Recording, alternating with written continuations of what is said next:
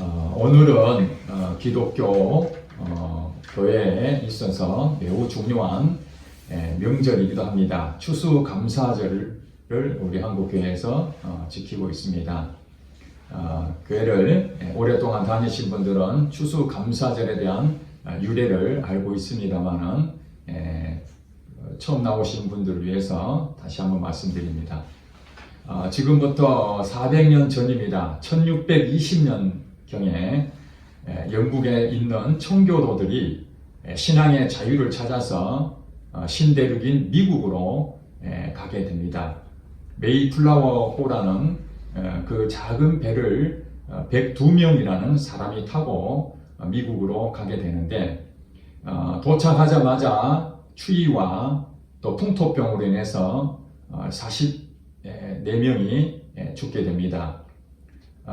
그들은 원주민들에게 도움을 요청하여 곡식을 재배하게 되는데, 씨앗을 심고 가을에 추수를 하게 됩니다. 그래서 이제 열매를 맺으면서 도움을 줬던 원주민들을 초청하고 하나님께 첫 수확을 감사하는 제사를 드리게 된 것이 바로 추수감사절의 유래입니다. 그것을 선교사님들이 한국에 와서 교회를 세우면서 이 추수감사절을 소개했는데, 우리나라는 11월 셋째 주 주일을 추수감사주일로 드리고 있습니다. 물론 지금은 이제 추석이라는 그 개념에 우리나라가 있기 때문에 꼭 날짜를 11월 셋째 주로 하지 아니하고 추석 전후로 하는 경우, 또 10월 달에 하는 경우 교회마다 다양하게 하고 있습니다. 어쨌든 추수감사절은 하나님께 1년 동안 감사하는 그런 마음으로 한국교회가 드리고 있습니다. 오늘 이 말씀을 준비하면서 하나님께서 우리에게 어떤 마음을 새로운 은혜를 주실 것인가 고민하다가 욥기서를 하나님 주셔서 오늘 말씀을 전하고자 합니다.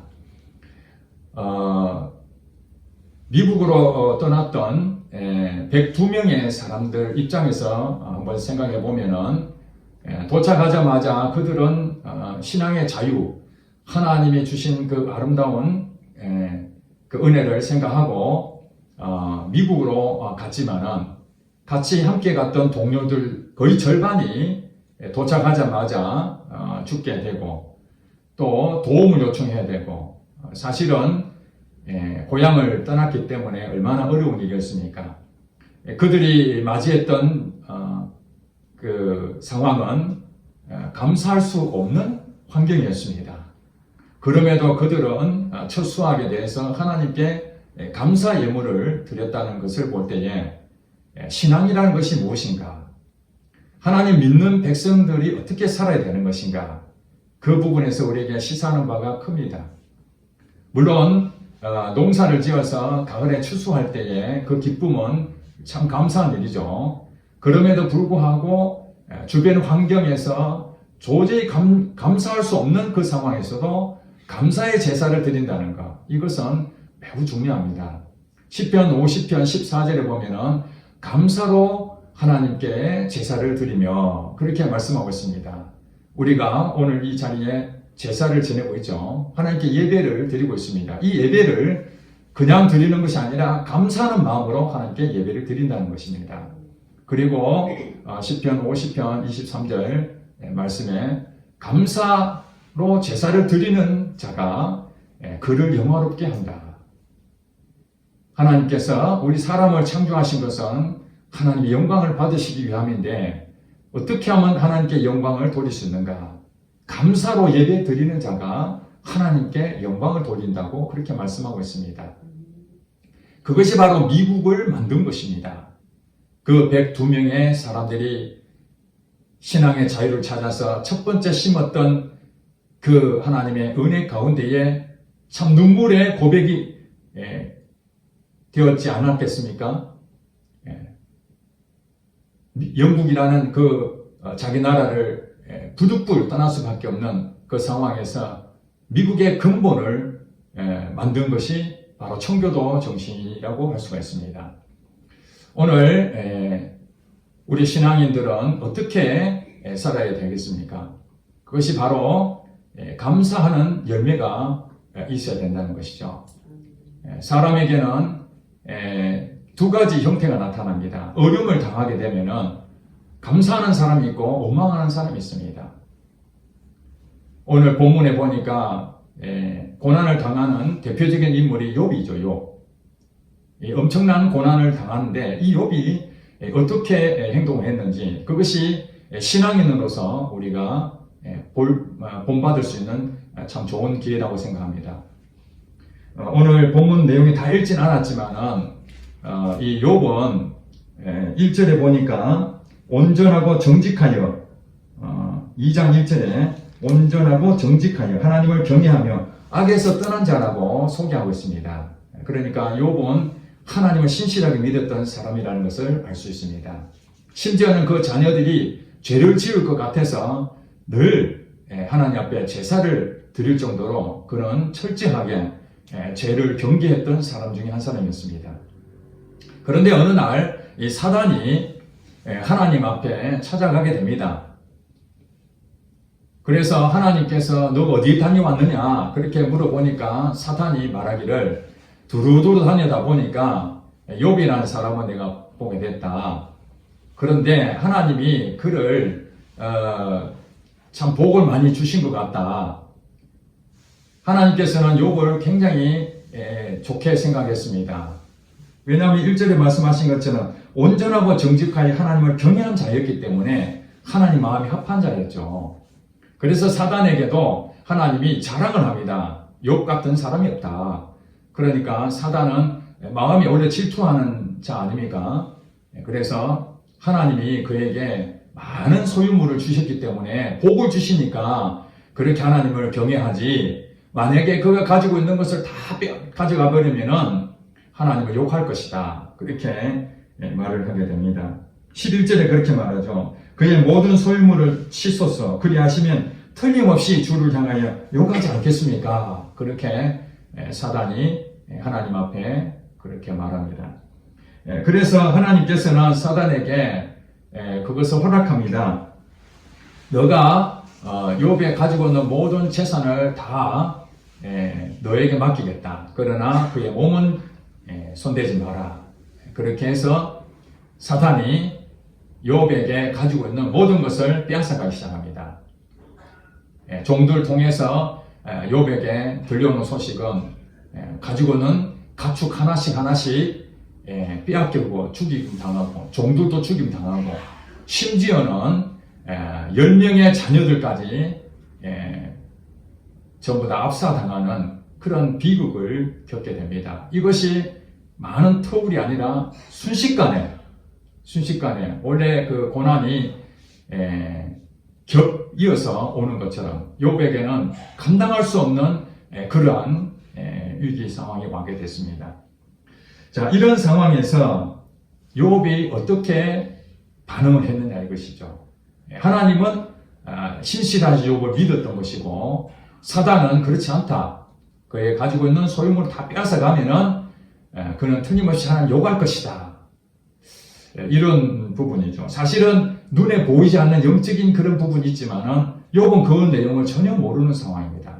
육신의 눈을 갖고 있는 사람으로서는 하나님과 사단이 어떤 대화를 했는지 전혀 알 길이 없습니다. 우리는 이미 성경에 기록되어 있으니까 지금 이런 상태에서 욥이 당하는 고난을 보게 되지만 욥은 그냥 무방비적으로 당하고 있는 것이죠. 자, 이 상황에서 욥이 어떻게 고백했다고 합니까? 20절에 보니까 욥이 일어나 겉옷을 찢고 머리털을 밀고 땅에 엎드려 무엇했다고요? 예배했다고 했습니다. 예배. 지금 예배할 상황이 아닙니다. 욥의 상황은 지금 통곡하고 눈물 흘리며 가슴을 쳐야 될 그런 상황인데 땅에 엎드려 예배했다고 그렇게 말하고 있습니다. 그러면서 무슨 고백을 했습니까? 21절 다 같이 한번 읽어보겠습니다. 이르되 내가 모태에서 알몸으로 나와서온즉 또한 알몸이 그리로 돌아가올지라 주신 이도 여호와시요 거두신 이도 여호와시오니 여호와의 이름이 찬송을 받으실지니라. 아멘. 지금 이 욥의 고백은 누가 기뻐합니까? 하나님이 기뻐합니까? 사단이 기뻐합니까? 하나님이 기뻐하시는 고백이었습니다. 여기에 감사라는 말은 나오지 않았지만은 지금 욥은 하나님을 예배, 감사로 예배드리고 있다는 것입니다. 그 예배의 고백이 정확하게 그는 알고 있었어요. 하나님이 자기에게 소유물을 주신 것이 자기 것이 아니라는 것을 알고 있었다는 것입니다. 그러니까 어느 교수님이 강연하는데 제가 상당히 공감되는 그 내용을 들었습니다. 하나님이 우리에게 공급자로서 주시는데 우리에게 주신다고 그렇게 알고 있지만 사실은 하나님은 우리에게 맡겨주신다는 것입니다. 주시는 것과 맡겨주시는 것과 거의 비슷해 보이죠. 우리에게 주셨다 하면은 그 소유물이 내 것처럼 느껴지잖아요.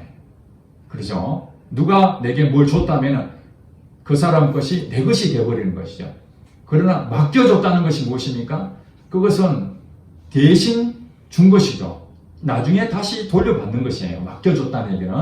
하나님께서 오늘 우리 인생들에게 주셨다고 느껴지지만 실제로는 하나님께서 맡겨주셨다는 것이에요. 이것을 무엇으로 알 수 있느냐? 이 욥의 고백을 통해서 알 수 있습니다. 자, 내가 모태에서 알몸으로 나왔다. 한마디로 아무것도 없이 나왔다는 거죠. 알몸으로 나왔다. 빈손으로 왔다는 거죠. 그리고 어떻게 된 거야? 또한 알몸이 그리로 돌아간다. 나의 이 땅에 살면서 빈손으로 왔는데 이것저것 이 세상 살면서 많은 것을 가지게 되고 소유하게 되고 그러지만 나중에 이 세상을 떠날 때는 다시 알몸으로 돌아가는 빈손으로 돌아가는 그래서 한자 그렇게 얘기해요. 공수거 공수배. 그죠? 네. 우리가 아무것도 없이 왔고 갈 때도 아무것도 없이 간다는 거예요. 빈손 왔다 빈손으로 가는 것을 지금 욥이 고백하고 있습니다. 그러므로 우리는 아무것도 없는데 누가 주셨다는 것입니까? 하나님이 주셨다. 이 고백을 하는 거죠. 그래서 주신 이도 여호와시요. 알몸으로 왔으니까 우리의 입을 것, 먹을 것, 또 쓸 것들을 공급하시는 분은 하나님이시다. 그리고 또 여호와께서 거두어 가신다. 이 말은 무엇입니까? 맡겨주셨다는 것이 맡겨주셨다. 내 것이 아니라는 거예요. 지금 욥이 상황이 어떤 상황입니까? 양과 소와 이런 많은 가축들을 소유물을 얻었습니다. 이거 누구 것이라는 것입니까? 하나님이 내게 맡겨주신 것이지 하나님 것이라는 거죠. 원래 나는 재산이 아무것도 없었다. 그런데 하나님이 내게 은혜로 베푸셔서 이렇게 재물을 많이 얻게 된 것이다. 주신 자도 하나님이시고 그것을 가져가시는 분도 하나님이시다. 맡겨주셨기 때문에 그러니까 그것이 어떻게 된다는 거예요? 섭섭하다 생각 안 하는 것이죠. 원망하지 않는다는 것이죠. 불평하지 않는 것입니다. 우리가 불평하고 원망하는 이유는 뭐냐면 이건 내 것인데 빼앗긴 것으로 생각하는 거예요. 빼앗겼다. 빼앗겼다. 억울하죠. 내 것인데. 그래서 우리 기독교인들은 사랑의 종교를 하지 않습니까? 하나님께서 내게 거저 은혜를 주셨으니 또 다른 사람들에게 우리는 하나님의 사랑을 가지고 거저 나눠줘야 되는 것이죠. 내 것이 아니니까. 우리 생명은 누가 주셨습니까? 하나님이 주셨다는 것이죠. 또 이 생명은 누구 것이라고? 하나님 것이니까 하나님이 우리를 부르시면은 우리는 이 생명을 이 땅에 놓고 이제 가야 됩니다. 예수님이 비유로 말씀하셨습니다. 큰 부자가 있는데 그가 그 소유물을 재능을 가지고 많은 소유물을 얻어서 창고에 쌓을 곳이 없도록 가득가득 채웠습니다. 그러면서 이제 편하게 놀고 먹어야 되겠다. 먹고 마시자. 이럴 때에 하나님께서 너의 영혼을 오늘 도로 찾으시면 너의 쌓아놓은 것이 누구 것이 되겠느냐. 이렇게 예수님의 비유로 말씀하셨어요. 우리의 소유물을 많이 가지고 있다 하더라도 하나님께서 우리의 영혼을 오늘 당장에 부르시면은 그 생명이 오늘 하루아침에 없어지는 거예요. 이걸 잘 아셔야 됩니다. 지금 우리가 살아있는 것 자체로 하나님 감사하는 거죠. 하나님이 오늘 여러분에게 이름 딱 부르시고 천사를 보내시면은 오늘 전부 다 놓고 알몸으로 왔으니 알몸으로 하나님 앞에 서야 되는 것입니다. 사람이 죽는 것은 정한 것이고 죽은 이후에는 무엇이 있다고요? 심판이 있다고 그랬습니다. 심판. 이 땅에 어떻게 사느냐에 따라서 우리에게 심판이라는 것이 있는데 하나님께서 원하시는 것은 오늘 욥에 말한 것처럼 주신 자도 하나님이시고 거두어 가시는 분도 하나님이신지 내가 하나님을 찬양합니다. 지금 이 상황이 어떤 상황이라고요? 하나님 주셨던 걸 다 거두어 가신 상황입니다. 우리의 소유가 많아져서 하나님을 찬양하고 감사하는 것이 아니라 물론 우리에게 소유물을 많이 주셔서 감사하기도 하죠. 그 소유물이 이 땅에 필요한 부분이기 때문에 하나님께서 우리에게 사람마다 각각에 맞춰서 소유물을 주십니다. 또 우리에게 생명도 연장시켜 주십니다. 우리가 이 땅에 언제까지 살지 모르지만 하나님께서 우리가 살고 있는 동안은 생명을 주셨다는 것입니다. 하나님 우리에게 많은 것들을 사실 헤아려 보면은 굉장히 감사할 것이 많아요. 받은 복을 여러분 세어보시기 바랍니다. 받은 복을 세어봐라. 한두 가지가 아닙니다. 대부분 많은 사람들은 만족할 줄 모르기 때문에 자기에게 주어져 있는 하나님의 많은 공급하심을 그걸 보지 못하고 없는 것을 자꾸 가지고 원망하고 불평하는 것이죠. 정말 하나님을 믿는 사람들은 없는 것을 가지고도 하나님이 이것을 주셨구나 하는 것을 감사의 조건을 찾아내는 거예요. 하나님의 은혜를 깨닫기 때문에.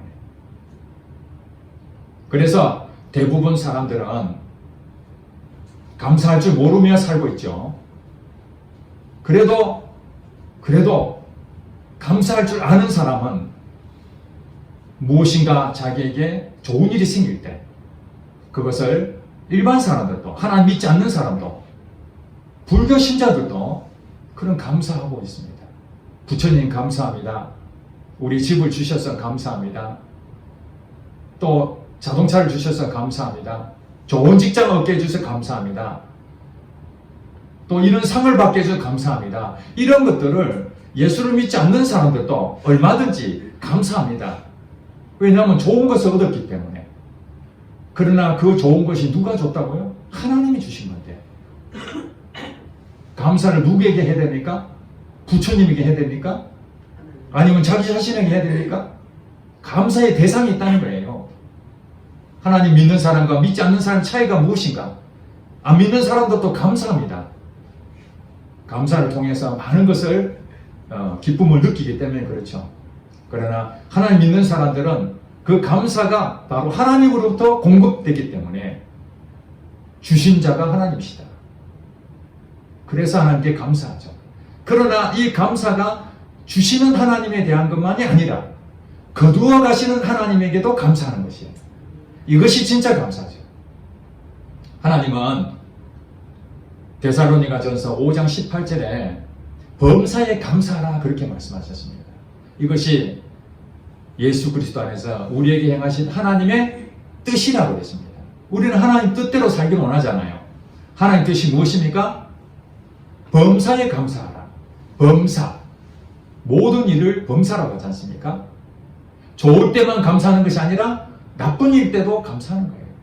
어려울 때도 감사하는 것이에요. 이것이 하나님이 우리에게 바라는 뜻이라는 거예요. 하나님 믿는 백성들은 범사에 감사할 수 있는 그 상황이 된다면 그 사람 신앙의 성공자입니다.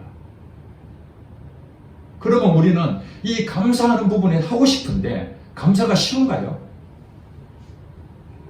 감사가 쉽지 않습니다. 좋은 걸 주실 때는 감사가 쉽게 나옵니다. 너무 좋으니까.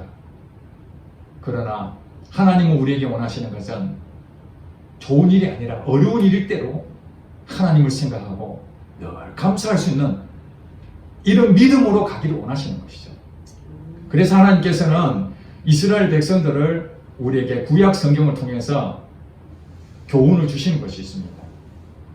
이스라엘 백성들이 애굽 땅 이집트에서 400년 동안이나 살면서 노예 생활을 했습니다. 그들이 얼마나 힘들었으면 하나님에게 기도했겠습니까? 하나님 우리를 살려주세요. 이대로는 못 살겠습니다. 여러분 그런 순간 없었습니까? 도저히 감당하지 않을 때 죽고 싶다. 이 세상 살고 싶지 않다. 이대로는 안 된다. 무엇인가 앞이 콱 막혔을 때는 저절로 도와달라는 기도가 나올 수밖에 없습니다.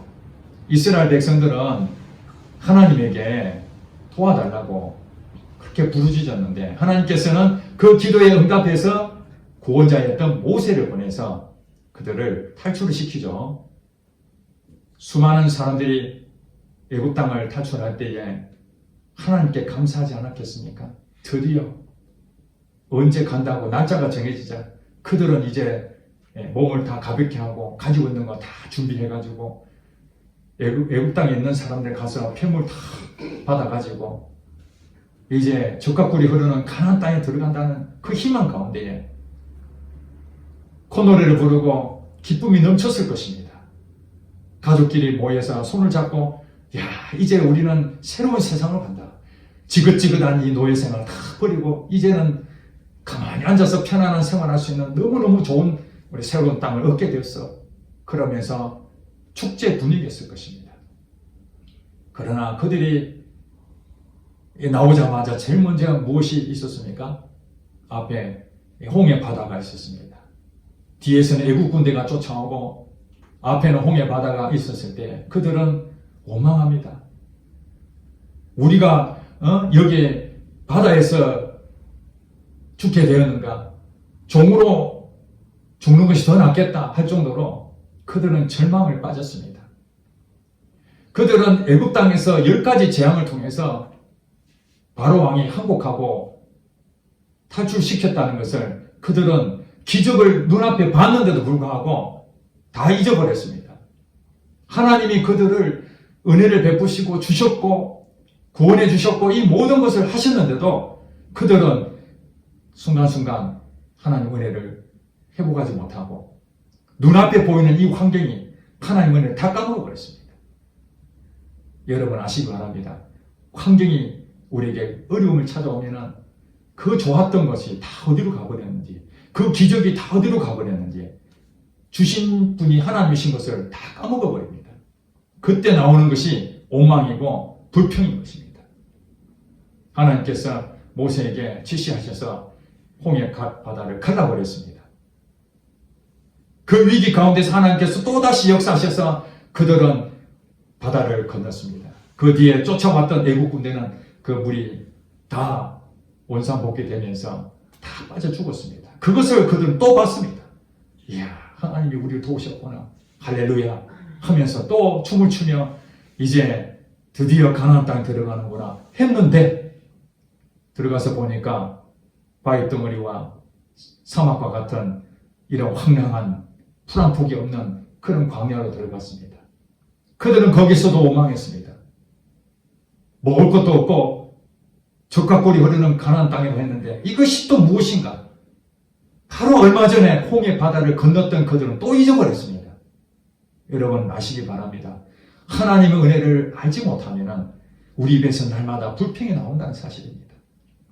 그러면 감사할 수 있는 조건은 뭐냐? 은혜를 깨닫는 사람이 바로 감사가 나온다는 것입니다. 바로 욥처럼 하나님이 주셨구나. 거두어 가셔도 하나님은 영원하신 분이야. 하나님의 뜻이 있을 것이야. 그 은혜 때문에 다 거두어 가시더라도 불평하지 않는다는 거예요.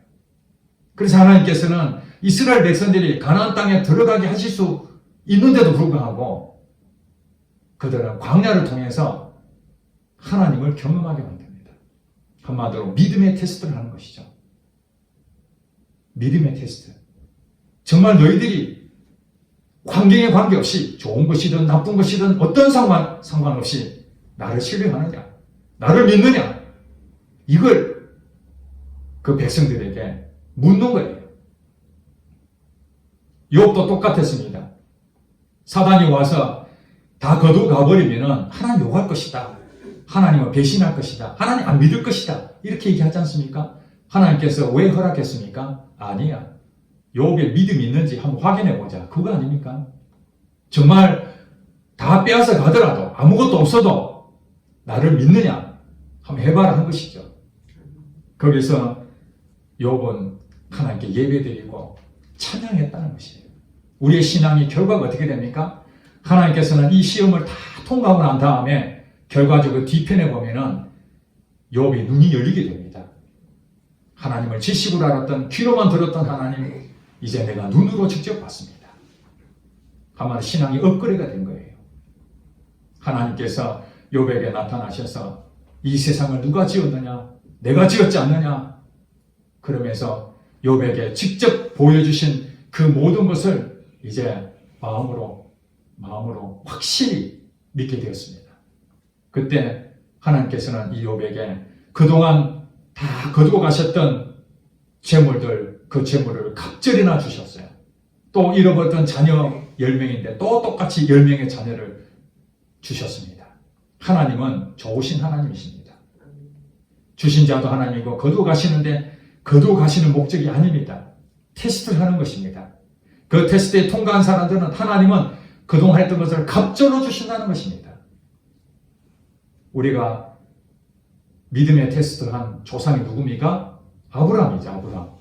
아브라함 믿음이 없이 인간의 생각으로 하나님을 믿는다 하지만은 시시때도 환경이 자기에게 어려움이 오면은 하나님이 언제 그랬는지 잊어버리고 자기 인간의 생각이 나오곤 했었습니다. 그렇지만은 시간이 흘러서 하나님을 신뢰하고 하나씩 기적을 맛보면서 나중에 그 어렵게 낳은 아들 독자 이삭을 하나님께서 바쳐하지 않습니까? 그것이 오늘 욥에게 그 재물을 다 거두어 가신 것과 똑같은 거예요. 주신 자가 하나님이시잖아요. 100세에 얻은 아들 이삭을 주셨는데 그 기쁨이 얼마나 컸겠습니까? 춤을 추며 아브라함과 사라는 하나님께 감사의 제사를 드렸을 것입니다. 하나님 감사합니다. 하나님 말씀하시더니 정말 약속대로 응답하셨군요. 아이를 낳을 수 없는 그 상황에서 하나님께 주셨습니다. 하나님 찬양합니다. 그렇게 했는데 이제 그 이삭을 바치라고 하니 거두어 가신다는 것이잖아요. 그 소중한 아들을 거두어 가실 때에 똑같이 욥하고 똑같은 상황이 된 거예요. 통곡하며 하나님 주셨는데 이 아들 데려가면 어떡합니까? 데려가시려면 처음부터 주지 마시지. 여러분 그런 생각 안 들겠습니까? 어차피 하나님이 이 아들을 달라고 하실 것 같으면 처음부터 안 주셨으면 이런 고통이나 안 당하지. 주셨다가 빼앗아가는 것이 웬 말입니까? 그런데 아브라함이 어떻게 했습니까? 아침 일찍 일어나서 번제물인 이삭을 데리고 모리아 산으로 가지 않습니까?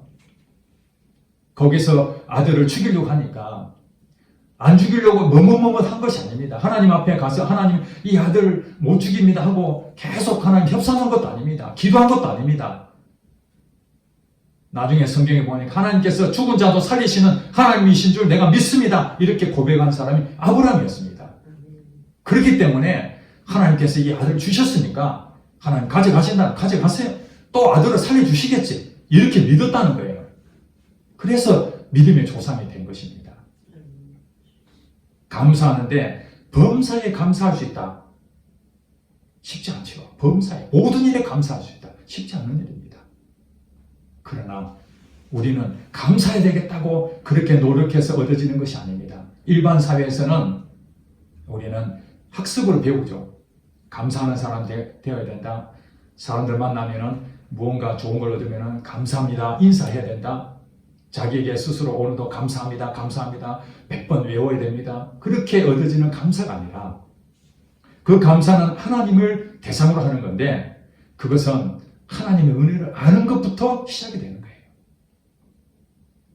그래서 우리 믿는 사람들이 하나님이 나를 구원해 주셨구나. 이 생명, 지옥에 가야 될 생명을 사망에서 생명으로 건져주신 그 하나님을 내가 잊을 수가 없다. 그러면은 여러분 생각해 보세요. 이 땅에 잠시 살다가 가야 될 그 몇 가지 그거 있다가 없어진 거 가지고 마음이 바뀌겠습니까? 영원한 나라를 얻은 사람이 눈에 보이는 이 세상의 것을 있어도 감사하고 없어도 감사하고 그런 마음이 들지 않겠습니까? 이 세상의 것들을 붙잡으려니까 그것이 아깝고 이 세상의 것들이 소중하니까 안 뺏기고 싶고 그래서 많은 사람들이 간증하는 것을 보시면은 이번에 다니엘 기도회에 김예랑 성도가 나와서 간증하는 게 있었습니다. 지난 목요일 날 있었습니다. 셋째 아이를 낳고 얼마 안 있어서 둘째 아이가 3살 때 갑자기 경기를 일으켜서 잠깐 하다 말겠지 그렇게 생각했는데 나중에 보니까 그 경기가 심해져서 병원에 갔더니 요즘은 뇌전증이라고 그렇게 말하는데 예전에는 간질이었어요. 간질. 발작하는 거죠. 순간적으로 발작하면은 거품을 물고 쓰러집니다. 저희 어렸을 때는 그런 아이들이 참 많았습니다. 그래서 요즘은 그게 다 병이 그 병원에 가면 다 고칠 수 있는 병인 줄 알았는데 그렇지 않은 모양입니다. 많은 아이들이 간질병을 앓고 있었던 것 같습니다. 그래서 이 김애랑 성도도 집사도 아닙니다. 신앙이 아주 뛰어난 사람도 아니었습니다. 그런데 그가 이번에 간증으로 나온 것은 바로 그 둘째 아이가 간질로 고통을 당하는데 하나님이 그에게 말씀하시기를 항상 기뻐하라, 쉬지 말고 기도하라, 범사에 감사하라는 그 말씀을 주셨다는 거예요. 자기는 도저히 이해를 못했답니다. 아니 지금 아이가 이렇게 아프 있는데 어떻게 감사할 수 있는가? 하나님 정말 잘못 적용하는 거 아닌가? 좋은 일일 때 감사하라, 기뻐하라 그 성경 구절이 맞지만 지금 둘째 아이가 병원에서 치료도 안 되는 이런 상황에서 어떻게 기뻐하고 감사하라는 이 말씀을 주실 수 있는가? 그래서 진짜 기적이 무엇인가? 그것은 병이 나아서 기적이라고도 할 수 있지만 진짜 기적은 병이 나지 않아도 하나님을 찬양하는 것이 진짜 기적이라고 그가 고백합니다. 그 아이가 병원에서 얼굴 퉁퉁 붓고 경기를 하루에 몇십 번씩 할 그때에 그 아이가 입에서 찬양을 합니다. 좋으신 하나님, 좋으신 하나님, 나의 하나님. 지금은 그 아이가 거의 다 나았습니다. 완전 완쾌라고 말할 수 있을 정도로 다 나았습니다. 그러지만 이 김혜랑 성도가 완전히 나아진 것 때문에 감사할 줄 알았는데 나중에 보니까 예전 돌아가서 아이들한테 화도 내고 나무라고 하고 하나님 은혜가 떨어지더라는 거예요. 그래서 옛날에 그 아이가 아팠을 때에 정말 하나님만 바라보고 그렇게 기도하고 그 부분이 정말 감사하는 그 시간이 다시 회복되기를 바라는 마음에서 원한다면 다시 그 시대로 돌아가고 싶다고. 우리가 그렇게 돌아가고 싶은 마음이 있겠습니까? 고통 속에 다시 돌아갈 수 없지요. 그걸 빨리 헤어나고 싶은 마음이 더 크죠. 그러나 하나님께서는 이런 질병 가운데서도 감사할 수 있는 그것을 이 자매에게 주신 것이죠. 그래서 오늘 전 세계에 이 유튜브를 통해서 방송을 들었던 사람들은 감사가 무엇인가? 모든 것이 다 회복되고 잘 될 때 감사가 아니라 어려워도 힘들어도 거기서 하나님을 찬양하고 감사할 수 있는 것이 그것이 진짜 기적이구나. 우리에게 고통이 있습니까? 그 고통은 하나님께서 우리에게 힘들게 하려고 주신 것이 아닙니다. 하나님의 본심은 재앙이 아니라 평안과 소망이라고 그랬습니다. 하나님은 우리에게 소망을 가지고 있습니다. 범사에 감사할 수 있는 그런 사람 만드시려고 믿음의 단계를 더 성장시키시려고 우리에게 때로는 주신 것을 거두어 가실 때가 있습니다. 그때 여러분 하나님 은혜를 생각하시기 바랍니다. 내가 받은 복이 얼마나 큰지를 한번 헤아려 보시기 바랍니다. 거기서 하나님의 은혜를 깨닫게 되면 없어진 것에 대해서도 감사가 될 것입니다. 그리고 많은 걸 주셨다고 교만하지 않습니다. 환경에 대해서 어떤 상황이 오더라도 하나님에 대한 믿음은 흔들림이 없는 믿음, 영원한 나라 생명 얻은 사람의 고백입니다. 그것은 바로 감사로 기도하는 사람, 감사로 예배드리는 사람, 감사로 하나님께 영광을 돌리는 사람, 하나님의 은혜를 깨닫는 사람. 여러분이 하나님 은혜를 깨닫는 복된 성도가 되시기를 주님 축복합니다. 기도하겠습니다.